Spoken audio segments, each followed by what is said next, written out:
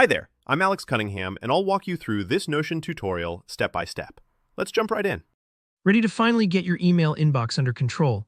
In today's tutorial, I'll walk you through organizing your email inbox with Notion Mail. By the end of this guide, you'll know exactly how to tidy up your emails, set up helpful labels, and keep everything neat and searchable, so you can save time and stay focused on what matters most. Let's jump straight into Notion Mail. First, take a look up at the top left of your screen. Here, you'll see your account info, which is also where you'll start if you ever need to switch profiles or check your account settings. Just below that, you'll find the Compose New Mail button. Think of this as your starting gate. Whenever you need to write a fresh email, that's the spot. Nearby, you'll notice the search bar. This is incredibly handy for those moments when you're hunting for a specific message. Maybe it's a flight confirmation or a note from your boss. Just a quick search and you'll find it without wading through your whole inbox.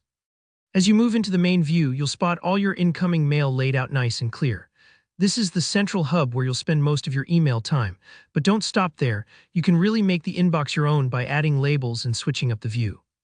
Labels work a little bit like colored sticky notes on physical letters. Imagine putting a blue sticky for work, a yellow for travel, and a green for personal updates.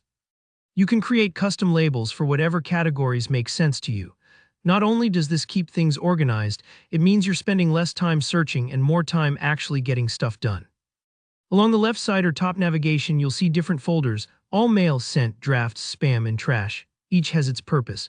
For example, sent houses any mail you've written, which is perfect for tracking past conversations. Drafts is there for those half-written emails you save when you get interrupted or want to revisit later. Spam and trash, obviously, these are for clearing out unwanted or junk messages. If you ever get overwhelmed with clutter, just head here and tidy up.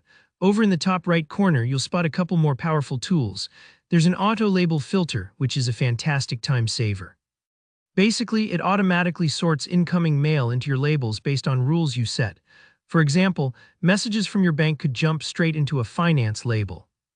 Next to that, Edit View lets you customize how your inbox looks. Play with it and find a layout that feels comfortable for your workflow. Remember, everyone's email habits are unique, so make it your own. Now let's talk about managing your actual inbox. Here, where you get hands-on with organizing, when you click the checkbox beside any email, a menu pops up. You'll see options to mark as read, helpful for clearing away the unread icons and mentally checking it off your list. There, set reminder, which is perfect for messages you need to follow up on. Almost like putting a sticky note on your monitor so you don't forget. You can archive emails to keep them out of sight but easily retrievable later.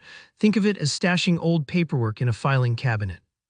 If you're done with an email or it's irrelevant, trash or spam removes the clutter from your main inbox.